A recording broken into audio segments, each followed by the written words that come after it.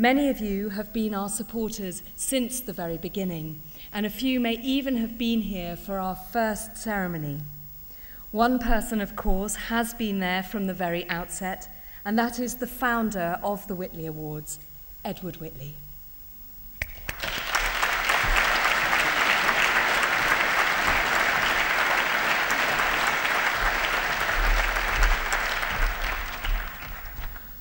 Thank you, Kate. Very inspiring. And thank you all for coming here tonight to celebrate our 20th year. Harry and Laura Marshall, thank you for making that wonderful film and also for making such a generous gift of it to the charity. It is our 20th year. You can't see it, but the size of this typeface alone is proof of that. For me, it's rather different from Kate's script. I've been asked to explain what inspired me to set up the awards. There are perhaps two answers. The longer answer is that some years ago I came across a letter written to one of my forebears, Charles Whitley, addressed to him in my hometown Shrewsbury in August 1828. Charles Whitley was trying to convince his friend to study maths and to pursue a serious career, but his friend replied, and I quote, "But here goes. I am idle as idle can be. One of the causes you have hit upon, viz.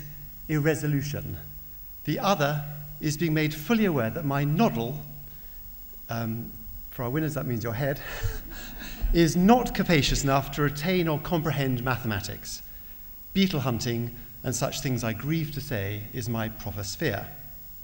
In a later letter to another friend, October 1828, this self-confessed beetle hunter wrote, "When I arrived home, I received such a letter from old Whitley. Weakness, folly, irresolution, idleness, and many other long and terrible words filled up the measure of his epistle. I sent a most submissive and humble answer, but in return merely received an acknowledgement of my extreme candour and another charge of the same description." Charles Whitley wanted the correspondent, his great friend at both Shrewsbury and Cambridge, also called Charles, to become a mathematician, to stop his frivolous beetle hunting and get a proper job. Had he done so, the way we view the world might be rather different, because, of course, Charles Darwin stuck with beetle hunting. Now, a generation later, the beetle hunting gene cropped up in my family. My great-great-uncle Herbert Whitley collected animals and set up Paynton Zoo. He in turn commissioned another young beetle hunter called Gerald Durrell to hunt any kind of animal from a beetle upwards in West Africa, and he filled his zoo with them. And now my great-aunt Rosie, who's with us tonight, she remembers playing with Uncle Herbert's pet chimpanzee called Mary Ellen. And Rosie, we're so thrilled to have you here with us. Now, in due course, Jerry set up his zoo, and by the time I became friends with Jerry, he also set up an international training centre next door to Jersey Zoo, and this caught my attention. I was actually less interested in the zoo, but I was very interested in the people from around the world who had come to the training centre. I wanted to go one step further. I wanted to set up a charity which gave these local conservationists the funding and the authority to pursue their work in their own countries. It seemed to me that the balance of the world was tipping, and that they were the only people who could bring about long-lasting change in their countries rather than the well-meaning outsiders. So we don't prescribe what anyone should do.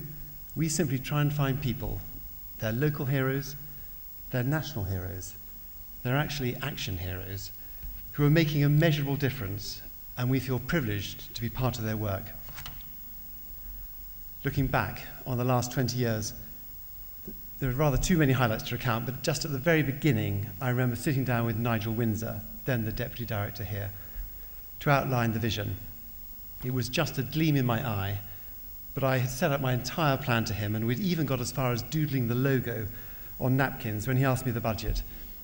£15,000, I told him brightly. Now, Nigel, who is a robust man, even Nigel faltered for a moment. "Well," he said, "let's just see how it goes."